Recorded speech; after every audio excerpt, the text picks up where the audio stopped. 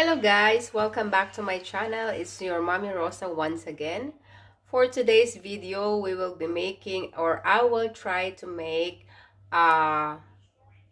what is that? Espasol. Ube Espasol. Ayan. So, I don't know if somebody already make an Ube Espasol, but today I will try to make, this is my first time to make Ube Espasol. So, before we proceed, let's have an intro.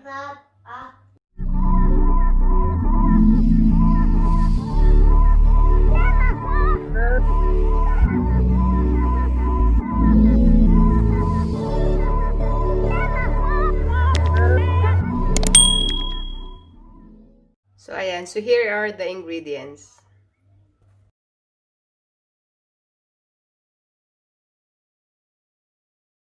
So, ayan. Before I already toasted the white glutinous flour for coating later. Now, I will toast this ube. Black glutinous rice flour. So, ayan. Let's have 2 cups.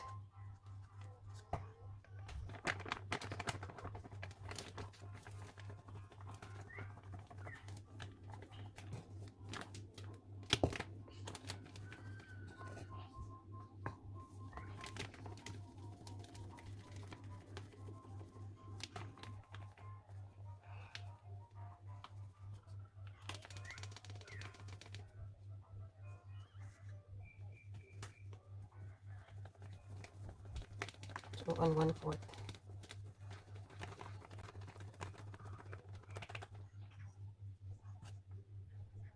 Ayan, kasobrahan natin ng konti. So, okay. Now, let's roast it.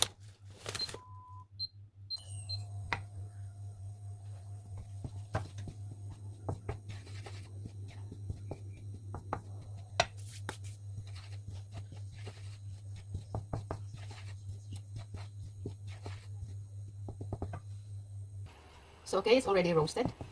Now, we will put the other ingredients. Let's put the sugar. Let us minimize first the fire. So, here are sugar. And then the salt. Maybe we add more a little sugar.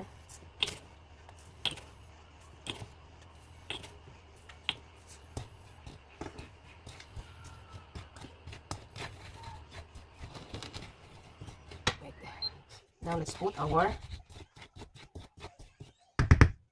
coconut oil. So I use this. I bought this in Lidl.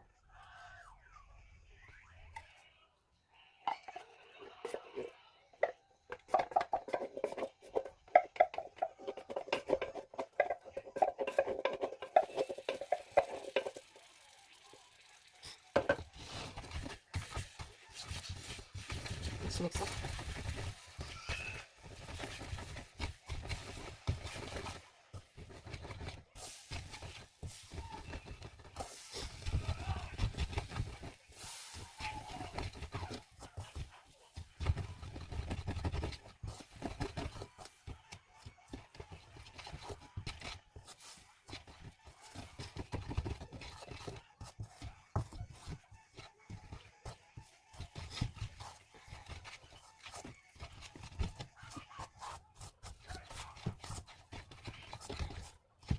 Okay, and then vanilla.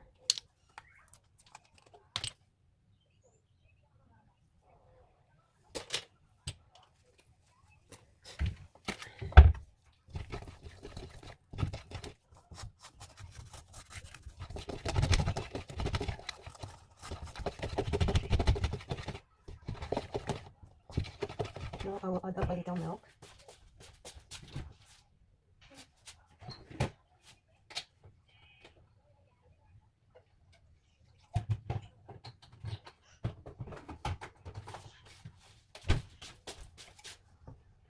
So here it is, guys. It's already thickened. Just keep on mixing until it's totally thick.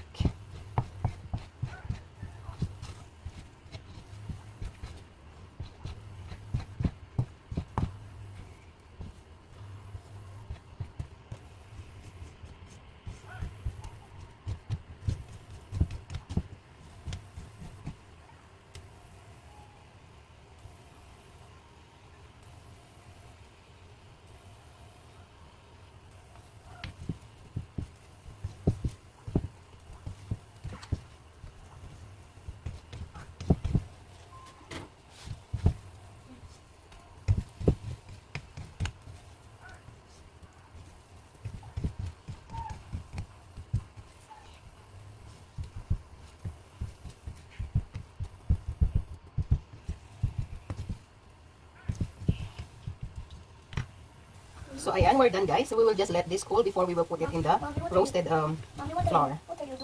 I'm making espasol. You will try later. Transfer it now guys.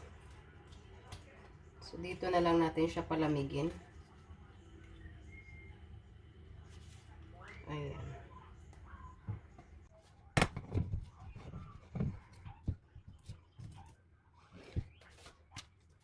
Let's flatten it.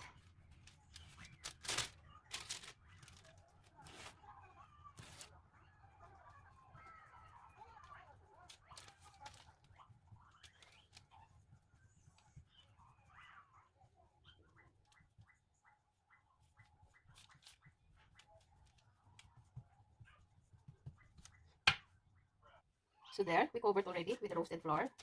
It's still a little hot, but we will cut it now.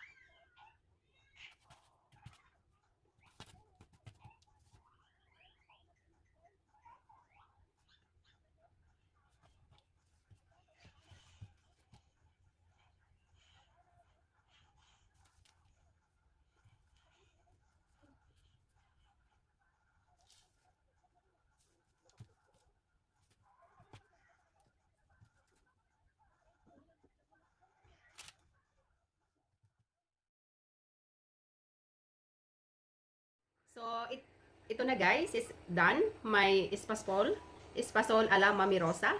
So, ayan, hindi siya, it's not color violet ube. So, it turns to, from violet, it turns to brown. So, it's chocolatey. So, ayan, let's taste it. Yan. My espasol. So, try natin ha. Ayan, ayan siya. Yan ang kulay niya. Kita ba? Yan. So, chocolate siya, chocolatey.